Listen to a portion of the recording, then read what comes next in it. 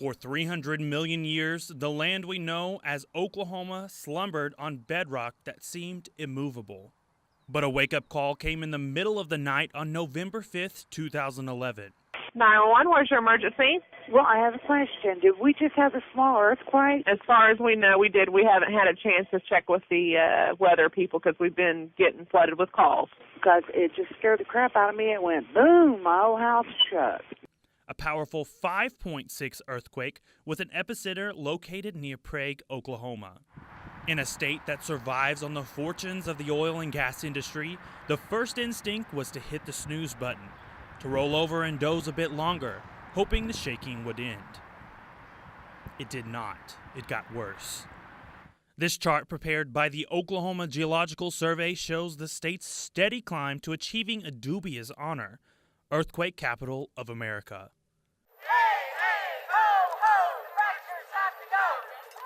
At first, only a few environmentalists and scientists pointed a finger of blame. To them, it was obvious. The shaking is a byproduct of Oklahoma's oil boom, wastewater injection wells. When our planet's under attack, what will? Stand up, fight back! The protests fell on deaf ears at the state capitol, and the oil industry said there was no proof. So, smartphone in hand, I went in search of what one oil industry insider told me was the smoking gun.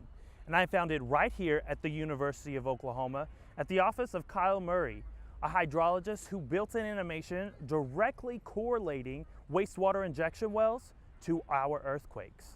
The early activity tended to be in the central part of Oklahoma.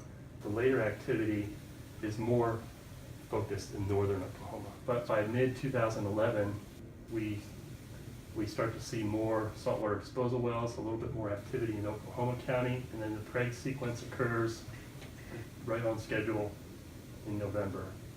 The animation clearly shows clusters of earthquakes surrounding active injection wells. The proof tying injection wells to earthquakes has been building for 5 years. That evidence is documented in Oklahoma Shakeout, a groundbreaking film produced by OU graduate student Taylor Mullins.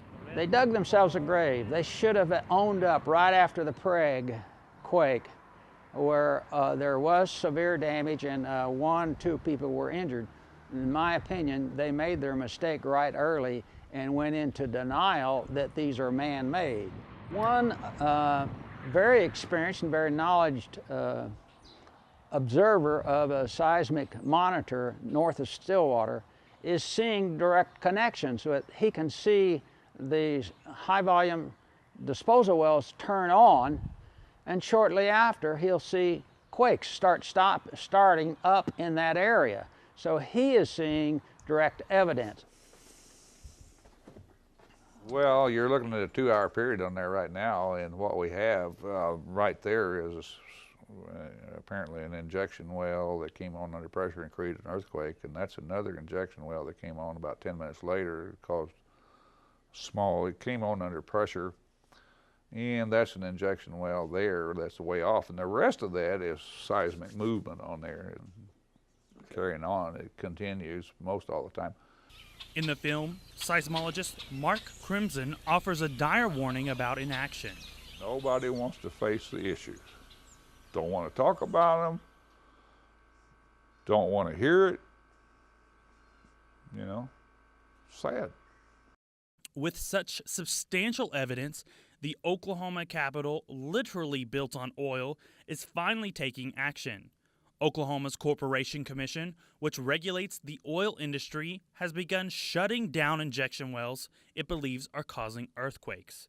Matt Skinner is the spokesman for the commission, which critics accuse of having a too cozy relationship with the industry it regulates.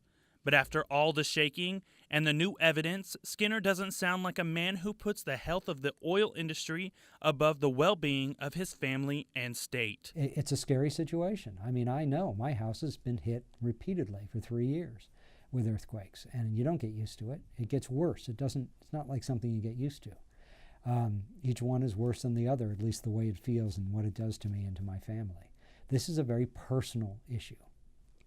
It's not just professional. It's not an abstract lesson in policy making. These are our families and these are our homes. And while it's good, all the things I just talked about are good, and enough good cannot be said about them. This is still in no way meant to say, well, don't worry.